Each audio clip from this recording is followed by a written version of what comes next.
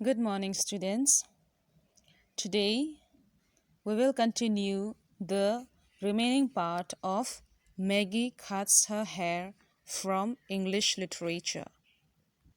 In the previous class, we saw that Maggie was irritated by the scoldings of her mother and by the comments of her aunt Gletch. Then she decided to cut her hair, thinking that if she cut her hair, others will think that she is a clever girl and no one will find fault with her. She didn't want her hair to be pretty. Then Tom helps her in cutting the backside of her hair. After cutting her hair, she feels bad for the act that she has done, and Tom leaves her alone in the room and goes for dinner. Then after a few minutes, he comes back and tells Maggie to come for the dinner again, or else he will bring the pudding for her. Then, since she was hungry, she goes downstairs. She stood leaning with one shoulder against the frame of the dining parlor door, peeping in when it was ajar.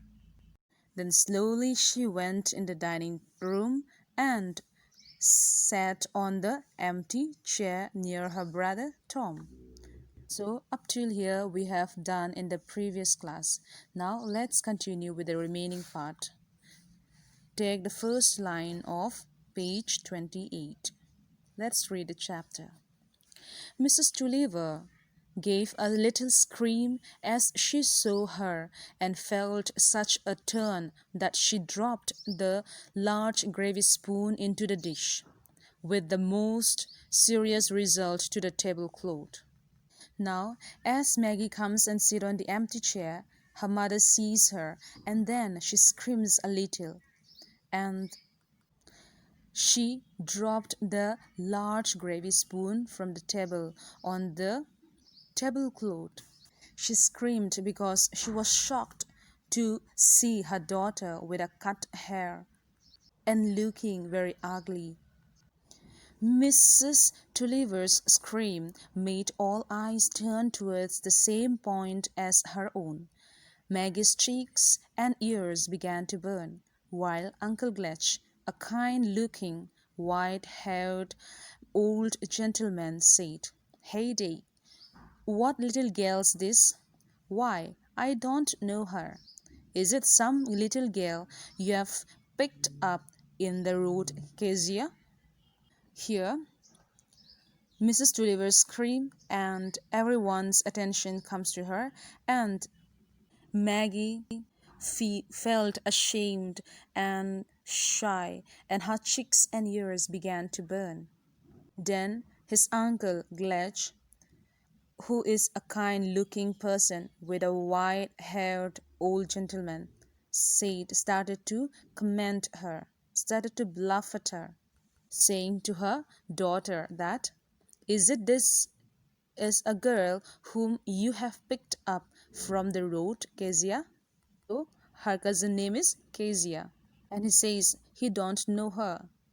He said all this because Maggie, after cutting her hair, looks like those people who are lying on the road, ugly and dirty.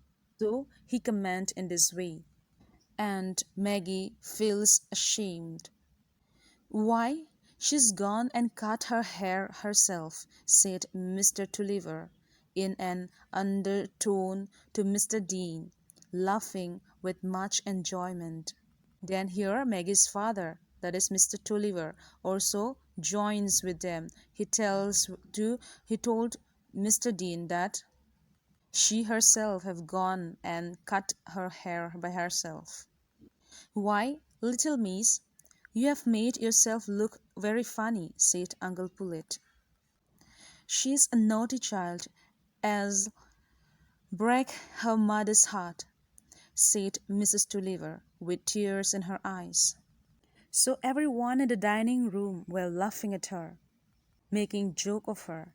And then even Uncle Pullet told her that she is making very funny of herself, and her mother, with tears in her eyes, said that she is a naughty girl and she broke her heart.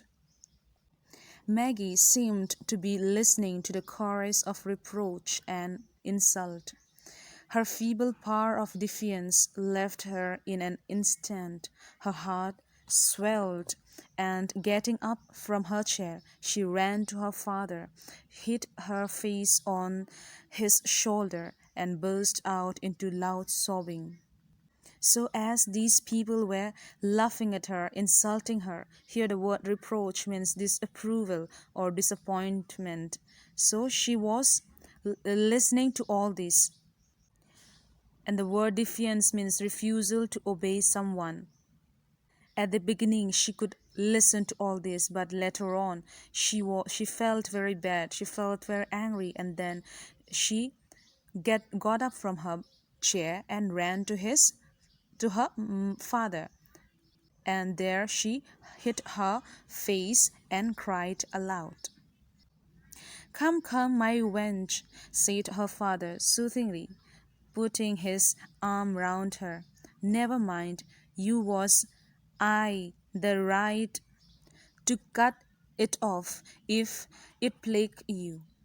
Give over crying. Father'll take your part." Delicious words of tenderness. "How your husband does spoil that child, Bessie," said Mrs. Glench, in a loud aside to Mrs. Tulliver. "It'll be the ruin of her if you don't take care." Now here the word wench means girl, plague means trouble. So her father tells Maggie that, "Come, my child, never mind, because you did the right thing. Since you have problem with this hair, so you cut it off. So there is nothing wrong you have done, so do not cry." So in this way he spoke in a tender voice to her and comforted her, tells her that he is always there for her. Hearing these tender words from Mr. Tulliver, Maggie's father, her aunt Mrs. Glench whispers to Mrs. Tulliver that his husband will spoil this child if she does not take care of her.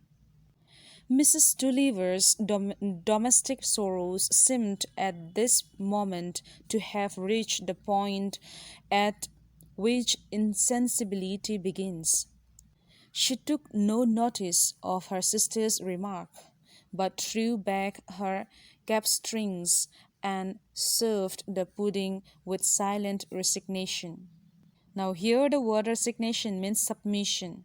So, as Maggie's mother was full of sorrow and sad, she did not pay attention to what her sister, Mrs. Glench, was remarking. She did not take notice of her because at this moment she is full of sorrow and at the point where insensibility begins, because everyone was making fun of her daughter and she was angry with her daughter too. With the desert there came escape for Maggie, for the children were told they might have their nuts in the summer house, since the day was so mild, and they played among the budding bushes of the garden.